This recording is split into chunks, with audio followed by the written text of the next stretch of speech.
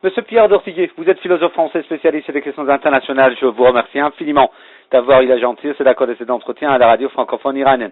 Monsieur Dortiguet, comment avez-vous évalué cette réunion Europe-Asie qui a eu lieu à Milan, en Italie, s'il vous plaît? Cette réunion de Milan s'est signalée par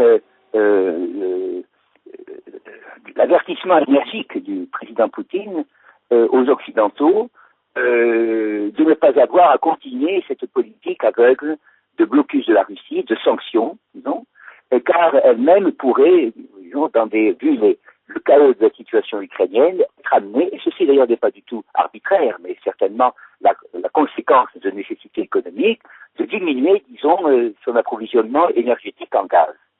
M. Poutine, par là même, insiste non, sur la conséquence du désordre introduit par la politique américaine, certaines politiques occidentales en Ukraine, qui n'est pas, disons, sans conséquence, ou qui ne va pas rester telle. C'est, disons, un appel à la raison, que nous voyons davantage ainsi qu'une forme de violence ajoutée à une situation actuelle qui est évidemment malheureuse, qui a entraîné beaucoup de pertes dans la population ukrainienne, beaucoup de déplacements, une destruction aussi considérable du pays. Je crois que cette réunion de Milan doit permettre une meilleure intelligence, justement, entre les deux parties de l'Europe, l'Europe occidentale et l'Europe orientale, et qu'on ne peut, disons, désormais concevoir une politique, disons, européenne quelconque sans y inclure justement la Russie. C'est-à-dire qu'on ne peut plus, disons, se permettre, comme on l'a fait ces dernières années, un renouveau de guerre froide.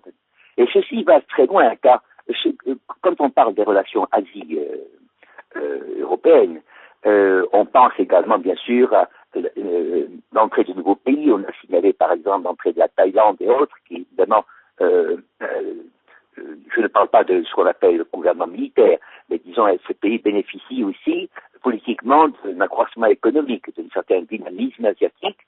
Et bien sûr, la politique traditionnelle, disons, pro-américaine de l'Occident doit tenir compte de ces nouvelles données. Je crois que cette politique également concerne l'Iran, c'est-à-dire que le président Poutine aujourd'hui parle comme un Européen et un Asiatique, c'est-à-dire que son pays est à la charnière et la réunion de deux continents. Je crois que, disons, on disait autrefois l'Iran est incontournable. C'est la politique russe qui est incontournable. On ne peut pas, disons, l'évacuer des relations internationales. On ne peut pas en faire une politique de la quarantaine, comme on disait, c'est-à-dire d'exclusion ou de laisser pour compte. Je crois que ceci aura de très grandes conséquences pour l'Iran, aussi de grandes conséquences pour les événements actuels d'Orient. Je crois que les menaces, les menaces, par exemple, qui sont dans la bouche du ministre des Affaires étrangères saoudien contre l'Iran, par exemple, perdront de leur acidité, justement en fonction, disons, de l'accroissement de puissance et d'autorité et de responsabilité de la Russie. Nous pensons que le vent tourne aujourd'hui un peu quand même contre les projets bellicistes. Même si alors, si je vous ai bien suivi, M. Dortiguet, vous voulez dire que de cette réunion Europe-Asie à Milan a montré une fois de plus qu'il est en fait impossible d'isoler la Russie dirigée très particulièrement par une personnalité comme Vladimir Poutine. Oui, en effet, oui. Vous savez, même à Milan, où se tient le siège de la Réunion, nous avons vu, nous savons qu'il y a de nombreux industriels, de nombreuses forces qui sont favorables depuis toujours en Italie à la collaboration économique avec la Russie. C'est d'ailleurs une des raisons, chacun le sait, même nous en Europe, pour laquelle M. Berlusconi, malgré des défauts personnels, a été, disons, évacué de la scène politique. C'était son lien personnel très étroit avec M. Poutine. Vous savez que l'Italie a de nombreuses affaires jusqu'à l'extrême-orient russe, et ce n'est pas pour nous un fait, disons, indifférent que cette réunion se tienne à Milan, car Milan, l'Italie comme l'Allemagne a de très grands liens, des liens économiques profonds, continus avec la Russie.